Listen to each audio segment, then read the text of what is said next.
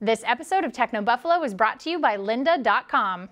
Hello Internet, and welcome back to another episode of Ask the Buffalo, the show where you can ask me, Ashley Esqueda, any question you might have from the wide world of technology. Every Tuesday we put up a call for questions on technobuffalo.com. You can leave your question in the post comments. Otherwise, send them to me any time of the day or night on Twitter at technobuffalo or at Ashley Esqueda.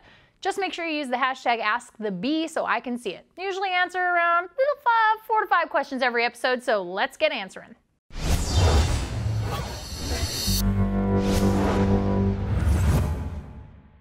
At Ian Kennedy asks, do you think the overabundance of apps in the market are hurting or helping consumers and phone manufacturers? This is an awesome question. I think that there are obviously a ton of apps out there. And in some way, yes, I think they kind of hurt each other, because obviously when you have this oversaturation, you have this problem of choice where it's like, gosh, I have so many great apps to choose from. But then again, it's actually really good for consumers because obviously competition begets better products. So the more competition that's out there and the better those apps are, the better it is for us, those people downloading the apps.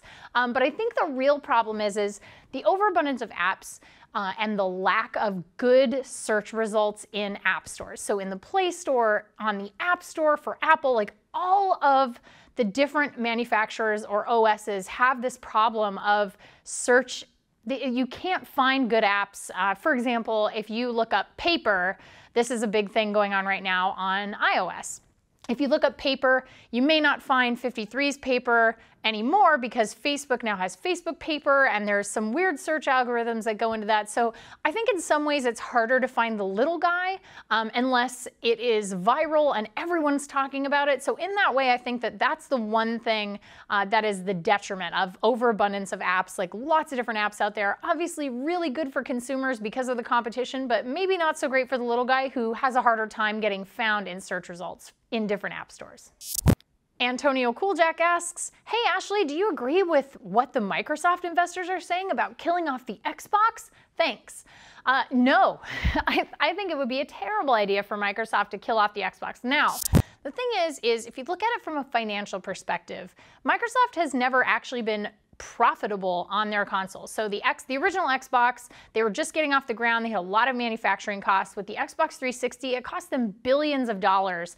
The Red Ring of Death scandal cost them a lot of money. So to an investor, it might actually seem like a good idea to spin off the Xbox, but the problem with that is A, we wouldn't really know if Microsoft would sort of spin the company off but still own it, or if they would completely sell the company. And what if somebody like EA bought it? You don't want an Origin box. That's a terrible idea. We all know how the SimCity launch went, Battlefield 4.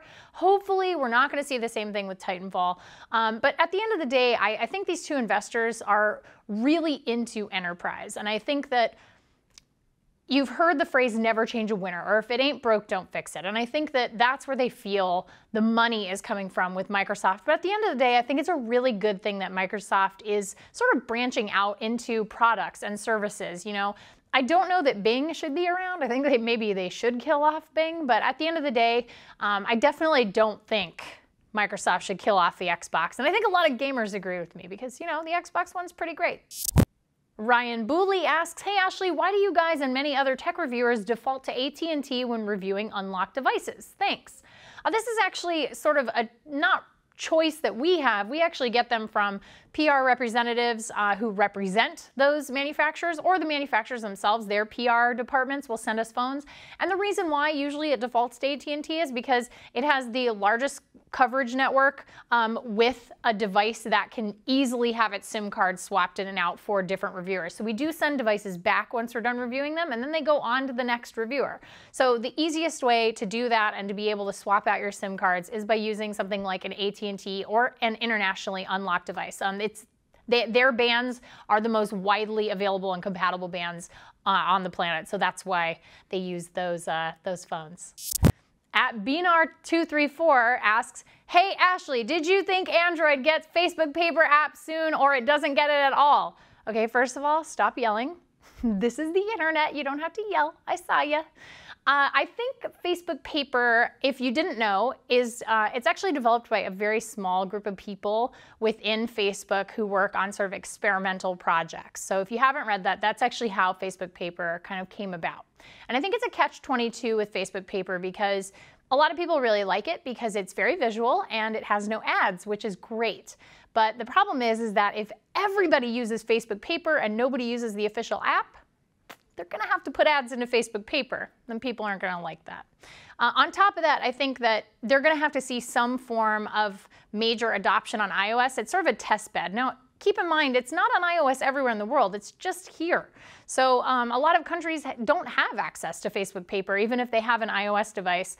So it's a very, very small percentage of iOS users that are sort of using and able to try out Facebook Paper. So don't feel too bad. I mean, I don't think Android is being completely left out in the cold. And I do have a feeling that if this is very popular, and honestly, I think it'll catch on a lot better than Facebook Home.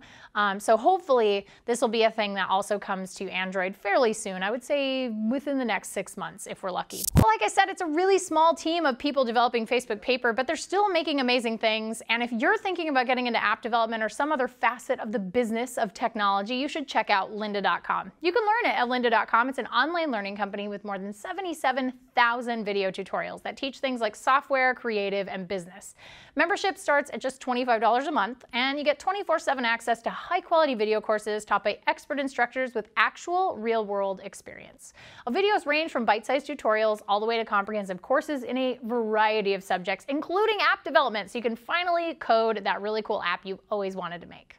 We have a special offer if you want to check out lynda.com. TechnoBuffalo fans get a free 7-day trial by visiting lynda.com/technobuffalo. They add new courses all the time, so it's always a great time to start. That's lynda.com/technobuffalo. Six Moody Dwarves asks, what's up with all the new camera angles? Have you and John simply decided to stop wearing the bottom half of your shirts? Not just the bottom half of our shirts, my friend, the bottom half of our clothes. We went pants free at Techno Buffalo about 2 weeks ago, and let me tell you, it is the most freeing, great experience.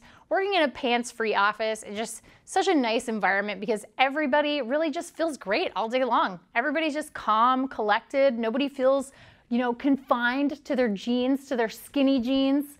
Yeah, no, seriously, we're just trying new stuff, guys. We like video. We want to try fun new camera angles. It's 2014. We can change it up.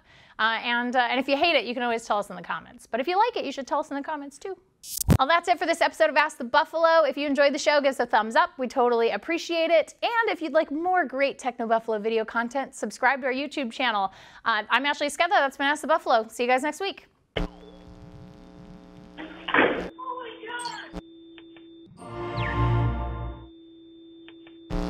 Hey guys, thanks for watching. If you are dying to get more of the latest and greatest tech, you should definitely subscribe to our YouTube channel by clicking on this giant magical subscribe button right beneath me, or you can check out some other videos by clicking right over here.